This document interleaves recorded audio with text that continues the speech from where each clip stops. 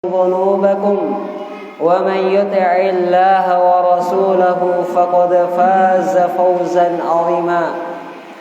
Jamaah sekalian yang dirahmati dan dimuliakan oleh Allah Subhanahu wa taala, alhamdulillah kembali kita memuji Allah Subhanahu wa taala atas segala nikmat yang Allah berikan kepada kita, sehingga di kesempatan kali ini meskipun dalam keadaan cuaca yang tidak bersahabat, napa kumpul kikaring Allah Subhanahu wa taala ilalan di majelis ilmu. Dan tentunya kita berharap jamaah sekalian, apa yang kita lakukan pada kesempatan kali ini itu bisa menjadi saksi di sisi Allah Subhanahu wa taala untuk napa batalli timbangan kabajikanta, timbangan amalatta ri Allah ribohona karing Allah Subhanahu wa taala. Jamaah sekalian yang dirahmati oleh Allah Subhanahu wa taala, kembali kita lanjutkan pembacaan kitab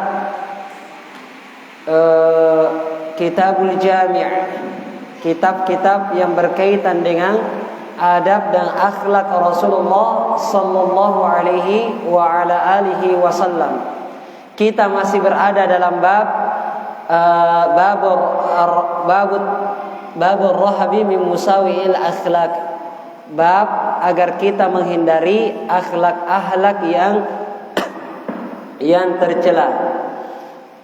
Pada pembahasan yang sebelumnya kita membahas tentang kezaliman. Iya. Tentang rasa marah, ya. Marah dan penggunaan harta. Kita lanjutkan kembali kata penulis kitab rahimahullahu taala, an Abi Hurairah radhiyallahu anhu anna Rasulullah sallallahu alaihi wasallam qala atadruna mal ghibatu. Diriwayatkan dari sahabat yang mulia Abu Hurairah bahwasanya Rasulullah sallallahu alaihi wasallam bersabda, apakah kalian mengetahui apa itu ghibah? Para sahabat radhiyallahu anhum menjawab, Allahu wa rasuluhu a'lam. Allah dan Rasulnya lebih mengetahui apa itu ghibah. Maka Rasulullah sallallahu alaihi wasallam mengatakan, dzikruka akhaka bima yakrahu. Ghibah itu, kata Nabi, adalah engkau menyebutkan sesuatu tentang saudaramu yang dimana saudaramu ini kalau mendengar hal itu dia tidak suka. Ini ghibah, kata Nabi sallallahu alaihi wasallam. Jadi kita menyebutkan tentang saudara kita yang kalau seandainya saudara kita ini dengar dia tidak suka, tenanangai. Itu ghibah, kata Nabi sallallahu alaihi wasallam. Qila, maka dikatakan kepada Nabi sallallahu alaihi wasallam, afara'aita in kana fi akhi ma aqulu?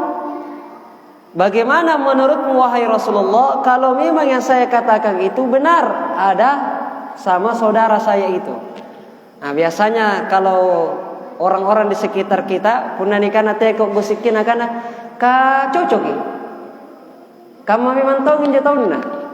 Nah ini para sahabat bertanya kepada Nabi, ya Rasulullah, bagaimana kalau apa yang saya bicarakan, apa yang saya sebutkan ini memang betul dia ada pada sifat itu, saudara saya memiliki sifat itu. Iya.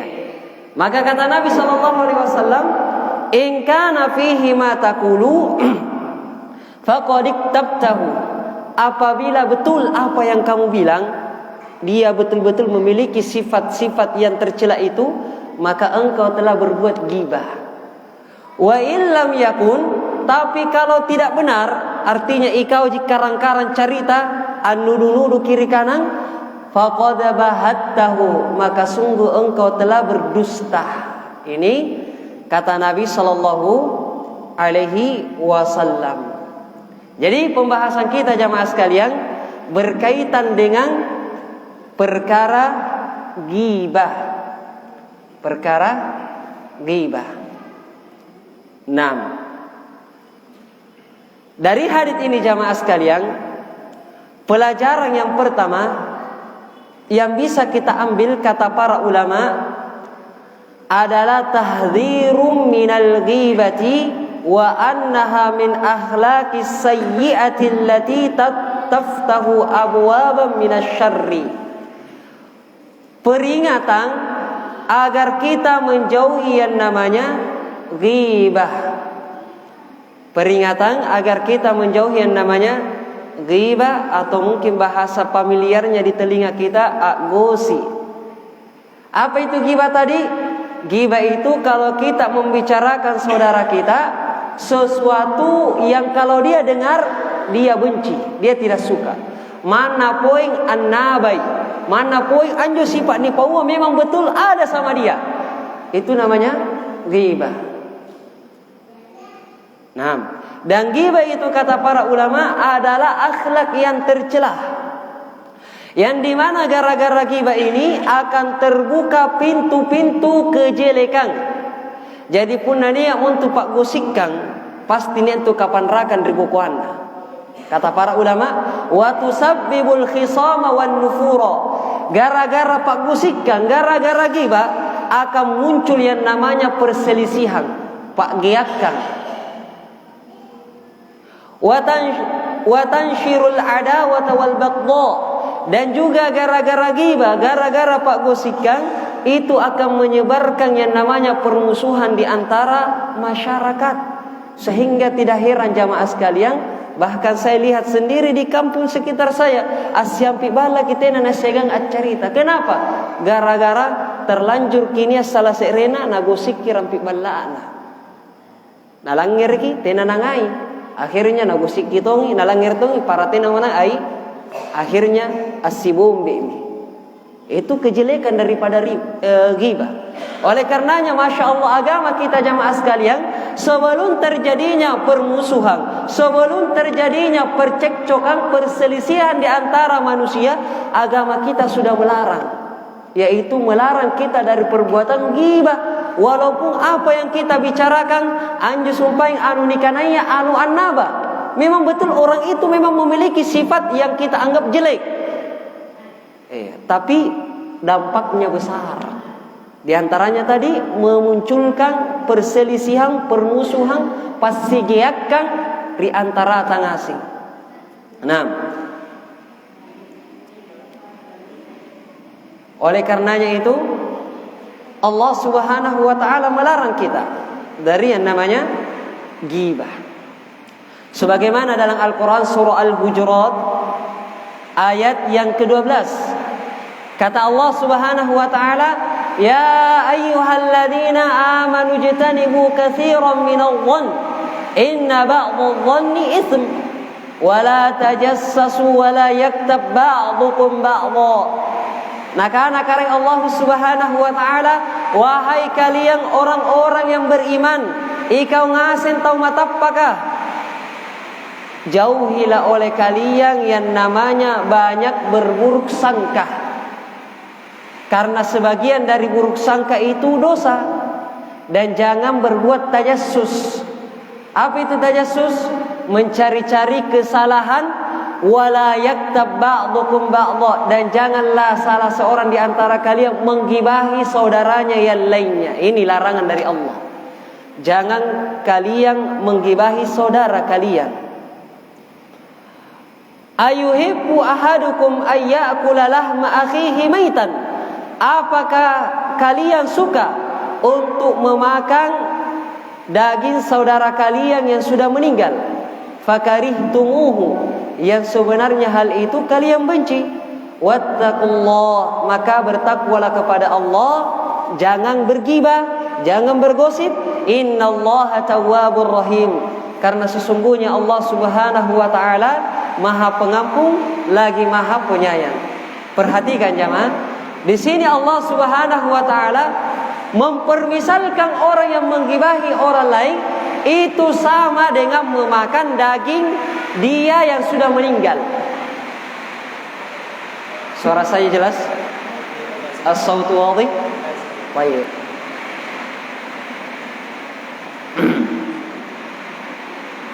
Dari ayat tadi ada beberapa ilmu yang bisa kita petik. Kenapa Allah Subhanahu wa taala mempermisalkan orang yang berbuat ghibah, orang yang bergosip itu sama dengan memakan daging saudaranya yang sudah meninggal. Ada permisalan di sini. Kenapa dipermisalkan oleh Allah? Yang pertama sekali kata para ulama, li'annal ghibata tamzikul ard atau tanzikul 'ir. Karena ghibah itu mengoyak kehormatan. Mengoyak-ngoyak yang namanya siri napacek. Napa runtuh itu harga dirina. Sama dengan kalau kita mau makan daging, apa yang pertama kali kita lakukan? Kunna molon tawa bembe ni pela kirong kulina dikoyak. Koyak itu seperti merobek.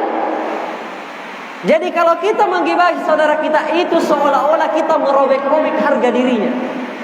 Kikak-kakak lagi harga dirina, sirina dan lain sebagainya.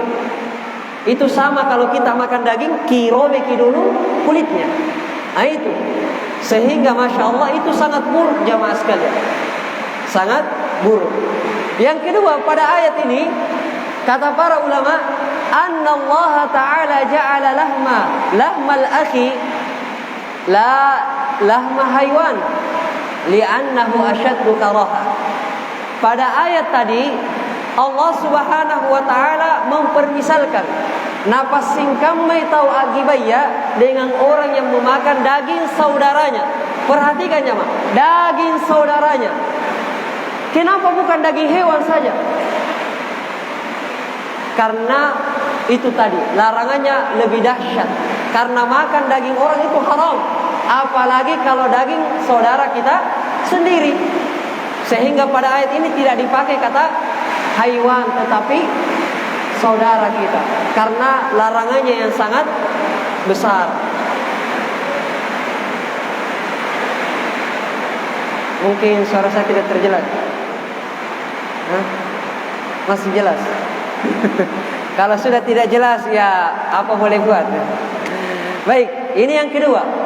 Jadi napa singkam mai karena ta'ala nakanre daging napolona tena nakana karena ta'ala sangkam makinganre daging bembe. Kenapa? Menunjukkan bahwasanya memakan daging saudara kita itu adalah kejelekan. Tena pane tahu nale nakanre daging polona pun namotera pamate kurina ne supaya gibaya. Pamate kurina supaya ngosika sampai nakana karena Allah Subhanahu wa taala kamatongi nakanre dagingna saribatanna. Pamate kurina jamaah. Yang ketiga, kata para ulama, ja'lul akhi maitan likaunihi la yudafi'u an nafsihi. Terus sudahlah kita makan daging saudara kita sudah mati lagi. Kenapa dipermisalkan dengan orang yang sudah mati? Karena orang yang meninggal la yudafi'u an nafsihi, tidak bisa membela dirinya. Sama dengan orang yang digibahi, itu dia tidak bisa membela dirinya. Kenapa? Kan tenai, ya kan?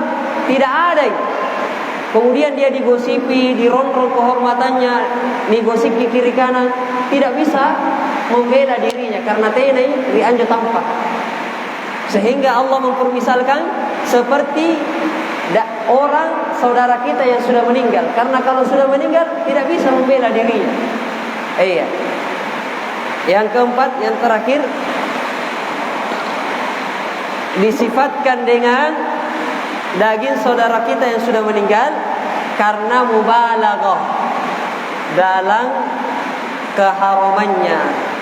Nah, jamaah sekalian yang dirahmati oleh Allah Subhanahu wa taala, dengan ayat ini pula para ulama mengatakan ghibah itu haram dengan Al-Quran, dengan sunnah dan ijma'. Jadi ayat ini menjadi landasan para ulama menetapkan yang namanya ijma', kesepakatan para ulama bahwasanya ghibah, gosip itu haram. Sebagaimana yang dikatakan oleh para ulama kita, di antaranya Al-Imam Ibnu Katsir dalam kitab beliau Tafsir Ibnu Katsir jilid yang ke-7 halaman 359. Kata beliau, al-ghibatu muharramatun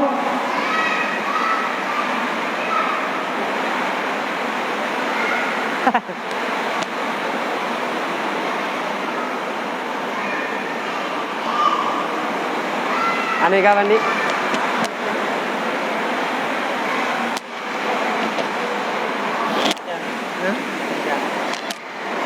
Dihentikan ya sampai ini.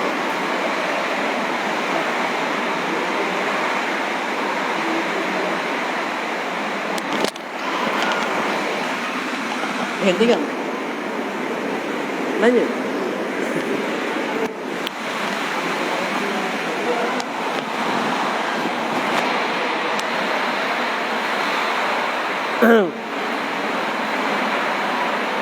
Jadi jamaah sekalian, dari ayat tadi bisa kita simpulkan bahwasanya ghibah itu haram berdasarkan kesepakatan daripada ulama. Berdasarkan ulama. Kata Al-Imam Al-Qurtubi dalam kitabnya yaitu Tafsir Al-Qurtubi jilid yang ke-16 halaman 337.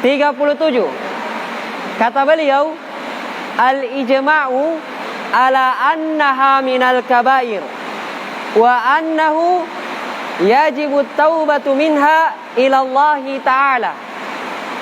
Sepakat para ulama bahwasanya ghibah itu adalah dosa-dosa besar.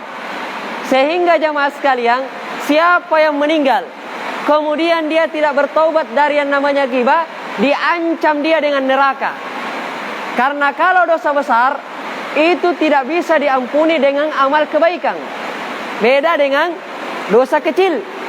Kalau dosa kecil Allah masih bisa mengampuninya meskipun kita tidak bertaubat. Dengan cara apa? Kalau kita sholat 5 waktu, sholat isya misalnya, itu dosa-dosa kecil kita dihapuskan oleh Allah Subhanahu wa taala. Tapi permasalahannya di sini adalah ghibah itu dosa besar sehingga tidak bisa diampuni oleh Allah Subhanahu wa taala kalau kita tidak bertaubat kepadanya. Nah, ini masalahnya tentang ghibah. Rasulullah sallallahu alaihi wasallam bersabda, "Inna dima'akum wa amwalakum wa aradakum haramun."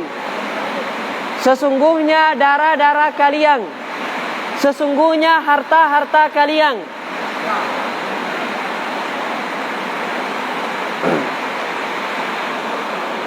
baik. Kata Nabi sallallahu alaihi wasallam, "Inna dima'akum wa amwalakum wa a'radakum haramun." Sesungguhnya darah-darah kalian itu haram, kata Nabi sallallahu alaihi wasallam, sehingga tidak boleh ditumpahkan. Tenanak boleh tahu, amun tahu. Wa amwalakum haramun, harta-harta kalian juga haram, sehingga tidak boleh bagi kita mengambil hartanya orang secara zalim, dirampas. Kemudian kata Nabi, a'radakum haramun, kehormatan-kehormatan kalian, siri-siri kalian itu juga adalah perkara yang haram. Nah, ini dalilnya. Sehingga para ulama mengatakan, sepakat para ulama ijma' bahwasanya ghibah itu termasuk dosa-dosa besar yang tidak bisa diampuni oleh Allah Subhanahu wa taala selama kita belum bertaubat. Nah,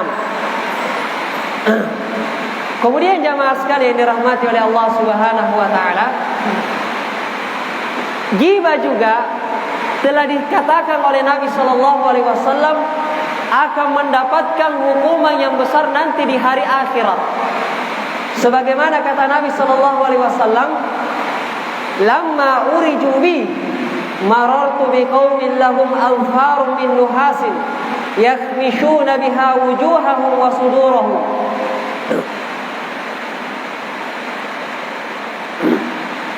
Kata Nabi sallallahu alaihi wasallam, tatkala aku dinaikkan oleh Allah, peristiwa apa ini? Isra Mi'raj. Jadi Nabi sallallahu alaihi wasallam ketika Isra, dia diperlihatkan surga dan neraka. Kata Nabi SAW, ketika saya melihat keadaan di neraka, saya melewati suatu kaum di dalam neraka, yang dimana kaum itu nakara-kara misiki barambanda. Maka Nabi SAW bertanya kepada Jibril, kata Nabi, man haula ya Jibril, wahai Jibril, siapa mereka? Kenapa mereka mencabit-cabit dirinya sendiri? Nakara-kara misiki kalian. Maka kata Jibril alaihi salam, haula'il ladzina ya'kulu luhumal bashar. Mendapatkan hukuman yang seperti ini, diberikan kuku yang sangat tajam yang terbuat dari tembaga, akan membuat dia mencabit-cabit dirinya, dada dan wajahnya. Di dunia terkadang sudah diberikan balasannya melalui siapa? Orang lain kepada dirinya. Karena tidaklah orang itu menjatuhkan harga diri orang lain, pasti orang itu juga akan menjatuhkan harga dirinya. Kalau dia menggibahi orang lain, pasti dia juga akan digibahi oleh orang lain. Ada timbal baliknya. Al-jazau min jinsil amal. Balasan itu tergantung dengan amalannya. Makanya kalau ada orang yang tidak pernah menggibahi orang lain, pasti itu sedikit toy masalahnya. Tetapi kalau sedikit-sedikit nagibahi orang lain, tetangganya, pulun atau tuana, matuana, mintuna dan seterusnya, pasti banyak musuhnya. Boleh dicinik mata jamaah sekalian. Iya tak? Iya jamaah. Jamaah, kasih katin rangin tak?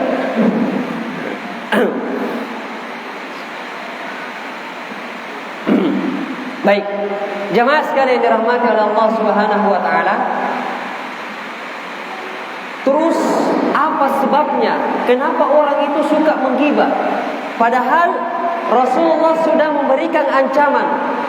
Padahal dia sudah melihat balasannya sesama manusia. Kenapa kok masih banyak yang melakukan ghibah jamaah?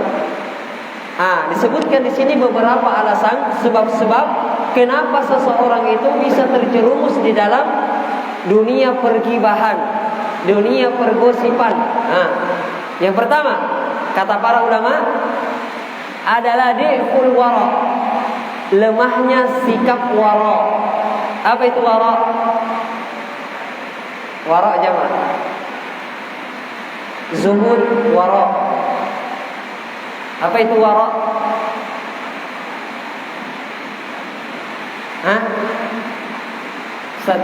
Wara. Apa itu wara?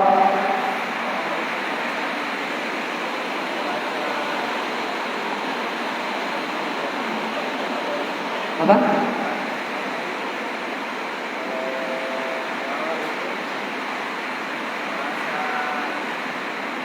Diawasi. Itu qanaah. Baik, wara itu kata para ulama, taraka ma la ba'san khaufan mimma bihi ba's. Meninggalkan sesuatu yang sebenarnya itu boleh, tapi dia tinggalkan karena khawatir di akhirat akan berdampak buruk untuk dirinya. Jadi orang yang suka bergosip jamaah itu karena dia kurang wara. Apa uji nasi kamma? Betul tidak? Tena neseng karena tersinggung ini tahu atau tena, larang dia tahu atau tena. Yang penting apa yang membuat dia bahagia, dia ucapkan semuanya. Itulah sebab kenapa seseorang terjatuh dalam dunia pergibahan, karena kurang wara. Dia kurang hati-hati. Tena na malak-malak tahu napan raki arenna. Tena na malak-malak nasinggung perasaanna tetanggana. Perasaanna tahu sehingga apa uji mangina nasi kamu. Ini sebabnya kenapa orang terjatuh pada pergibahan, kurang rasa wara'nya, rasa takutnya dia akan dihukum oleh Allah Subhanahu wa ta'ala. Ini yang pertama. Yang kedua adalah al-hasadu. Kenapa seseorang bisa melakukan ghibah? Karena dia muncul sifat hasad dalam dirinya. Apa itu hasad jemaah? Hasad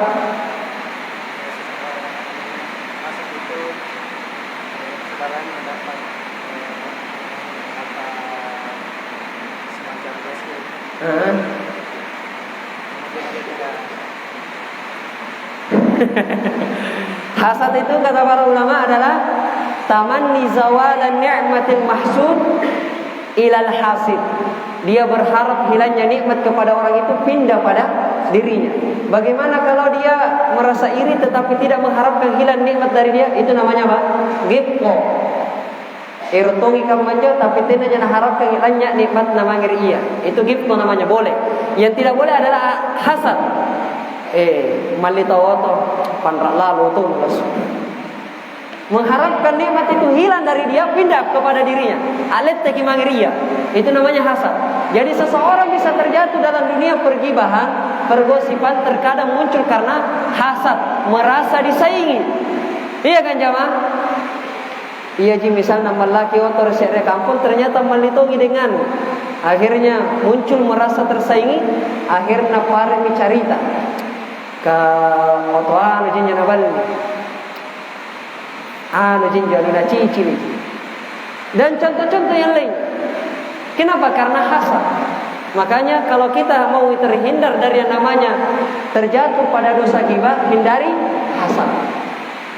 Kalau orang lain kena nikmat, alhamdulillah kita bahagia. Ini ciri seorang mukmin. Seorang mukmin itu orang lain dapat kabar gembira, anggap perkara nuang ikut pengiran nyawana. Itu orang muslim. Tapi pun nak tahu anggap pagaranuan nampai apa di sini mana? Hati-hati. Pintu-pintu hasad itu segera bertobat kepada Allah Subhanahu wa taala. Ini yang kedua. Yang ketiga adalah mujalasatur rufaqa'i wal asdiqa. Teman duduk. Makanya hati-hati memilih teman ngobrol duduk. Karena kalau teman duduknya saing pagosi, mana teh kiak gosip pasti agosik. Betul atau tidak? Terpengaruh. Sehingga kalau memang kita tidak mau menggosipi orang lain, hati-hati dari yang namanya perkumpulan pagosi.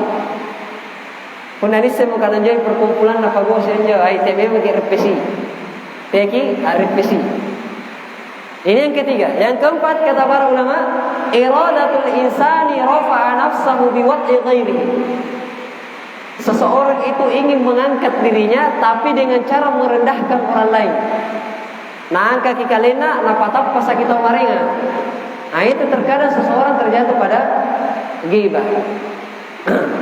Nah, ini beberapa sebab seseorang terjatuh kepada ghibah jamaah sekalian. Nah, kemudian berikutnya jamaah sekalian,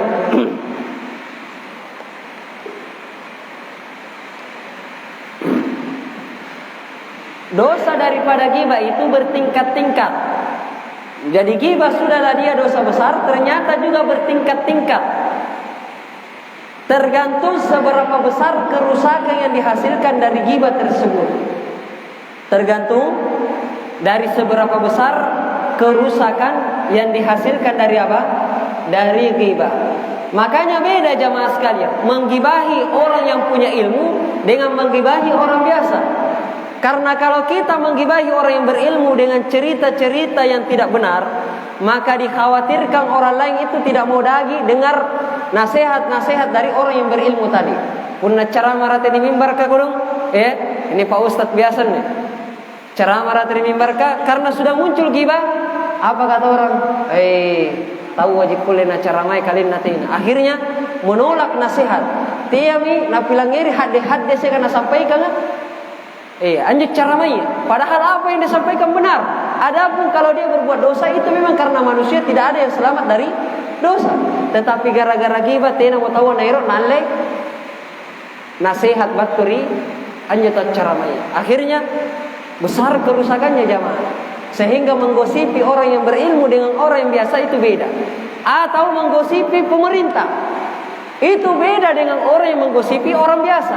Karena kapan gosip tersebar di antara pemerintah, pemerintah digosip ini disebarkan ke masyarakatnya, akhirnya masyarakat tena menatap dari pemerintahan. Ada aturan baru keluar, pengalihan isu, lebih besar kerusakannya. Makanya dosa ghibah itu bertambah besar seiring dengan kerusakan yang ditimbulkan dari ghibah. Bisa dipahami jamaah sekalian? Bisa? Seperti itu. Baik.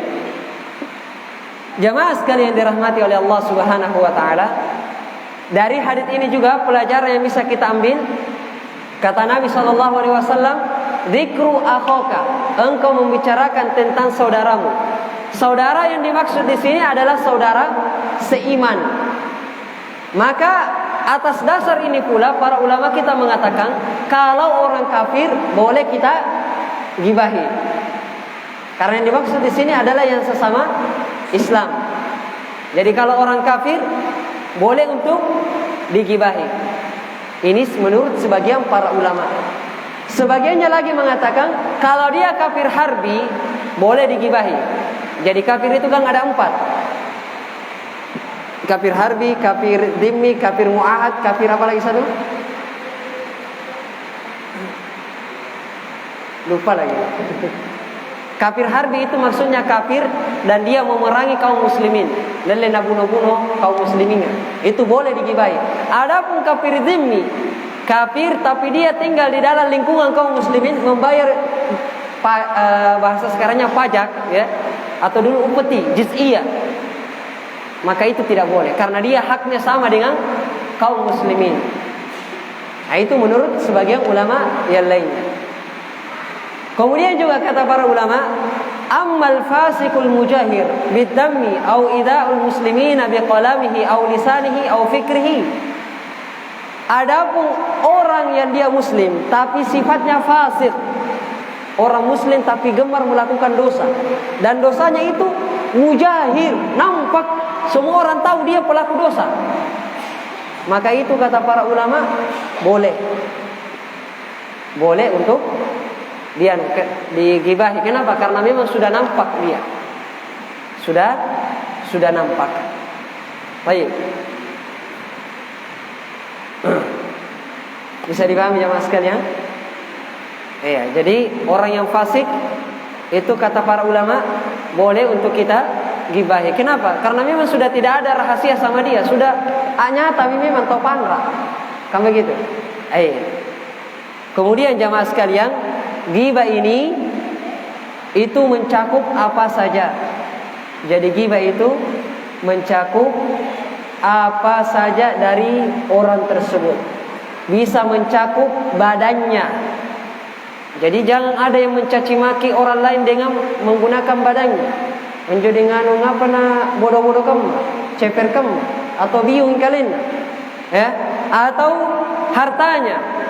Kita menceritakan harta orang lain dan orang itu sebenarnya tidak suka kalau dicerita, ya. Atau keluarganya. Jadi ada orang memang kalau dicerita keluarganya dia tidak suka, maka jangan. Apalagi bernada-nada yang buruk, itu bisa jadi ghibah. Kemudian anaknya, atau orang tuanya, atau kendaraannya, atau bajunya. Intinya semua hal yang berkaitan dengan dia tidak boleh kita bicarakan kalau memang dia tidak suka. Bisa dipahami jemaah? Baik. Kemudian ghibah ini ternyata ada ghibah yang dibolehkan. Jadi ghibah hukum asalnya haram, tidak boleh. Haram menurut Al-Quran, hadits dan ijma' para ulama.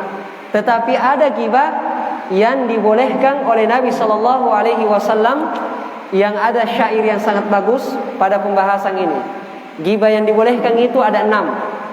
Ada 6. Sebagaimana kata seorang penyair, al-qadahu laysa bighibatin fi sittatin mutadhallimin wa mu'arrafin wa muhaddarin wa mujahirin fisqan wa mustafti wa man talaba al-i'anata fi izalatil munkari. Ada 6. Yang pertama yang dibolehkan kita menyebutkan kekurangan-kekurangan saudara kita adalah tazallum, mengadu. Adalah ketika kita mengadu. Misalnya saja ada orang datang ke kantor polisi mengadu, ya, atau datang kepada pemerintah setempat untuk mengadu bahwasanya ianu nalliana zalimi, kezalimannya apa, ini nah sebutkan semua kakodianna. Ini boleh. Kenapa? Karena tazallum, meminta pengaduan, mengadu. Yang kedua jamaah sekalian adalah permintaan tolong untuk merubah, ai talabul i'anah, permintaan tolong untuk merubah suatu kemungkaran dan mengembalikan seseorang yang berbuat kemaksiatan kepada kebenaran. Contohnya datang kepada pemerintah, kita bilang, tabib Pak Desa, kipawan sanjo idengan, ngapa jo nangai nalle tau barang-barang na pun nabangi. Naga periulung adalah narambang kipon saja. Ini tetapi dibolehkan. Kenapa? Ada orang untuk merubah perbuatan dia yang jelek. Itu boleh. Itu boleh. Yang ketiga jamaah sekalian adalah al-istifta, meminta fatwa. Meminta fatwa. Sebagaimana yang dilakukan oleh Hindu, yang Hindu ya, hadisnya sudah kita baca di sini kemarin, datang kepada Nabi sallallahu alaihi wasallam, beliau bertanya tentang keadaan suaminya, yang di mana suaminya itu syahihun. Ya, yang di mana suaminya itu syahihun. Apa kemarin artinya syahih? Gigili. Sana gigili nak kamar. Iya.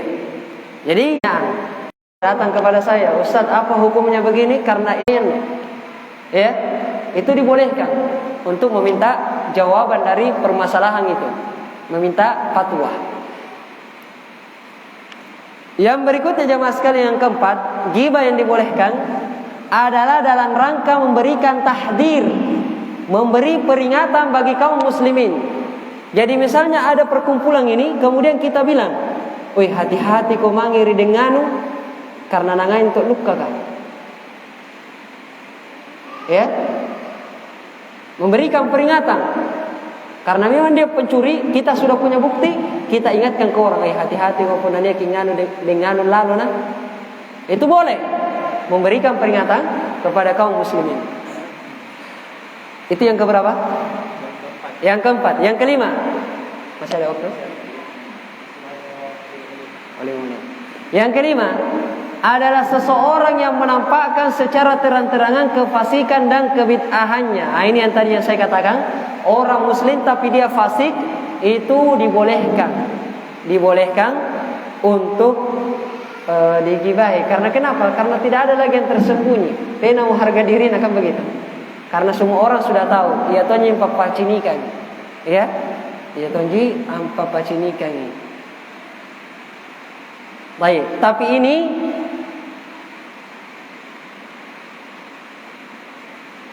yang perkara yang dia nampakkan saja ya. Adapun selain yang nampak itu tidak boleh. Jadi kalau misalnya dosa yang dia tampakkan itu cuma satu, maka itu tomo yang dibahas.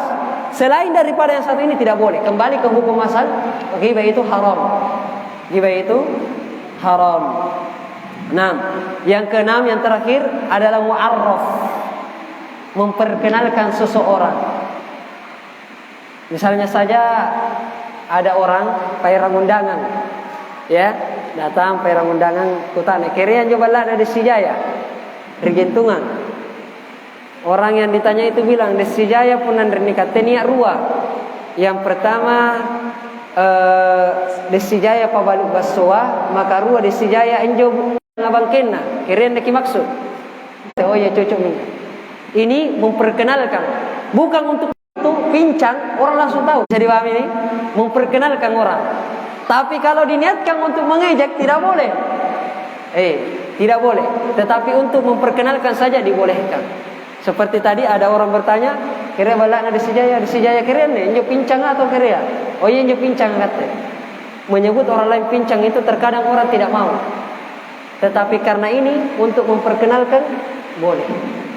Bisa dipahami? Alhamdulillah. Ini 6 keadaan seseorang dibolehkan untuk digibahi. Maksudnya ghibah itu dibolehkan pada 6 perkara ini.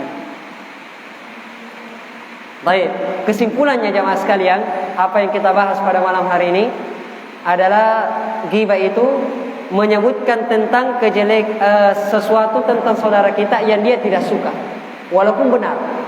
Sekarang bagaimana kalau tidak benar? Maka dia mengumpulkan 2 dosa.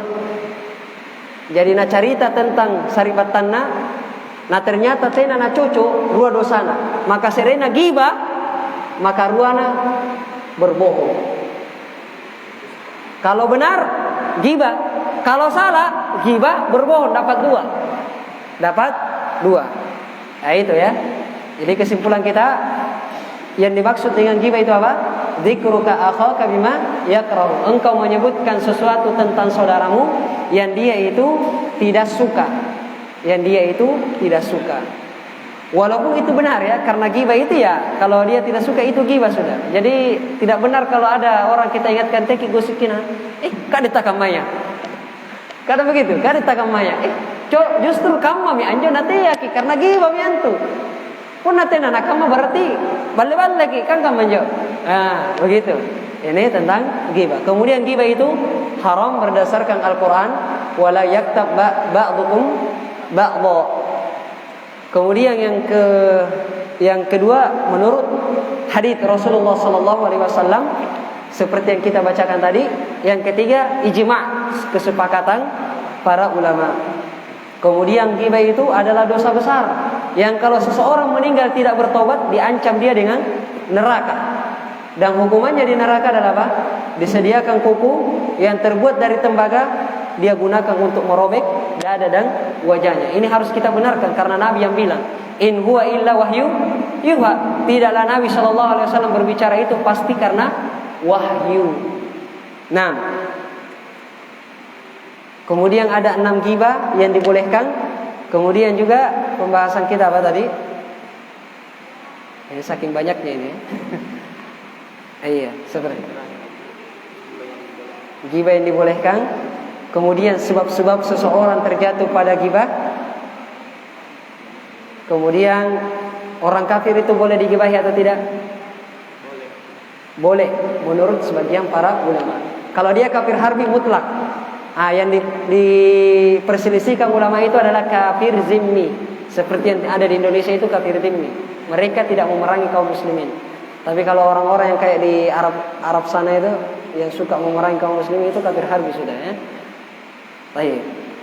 Mungkin ini yang bisa kita bahas jemaah sekalian pada kesempatan kali ini.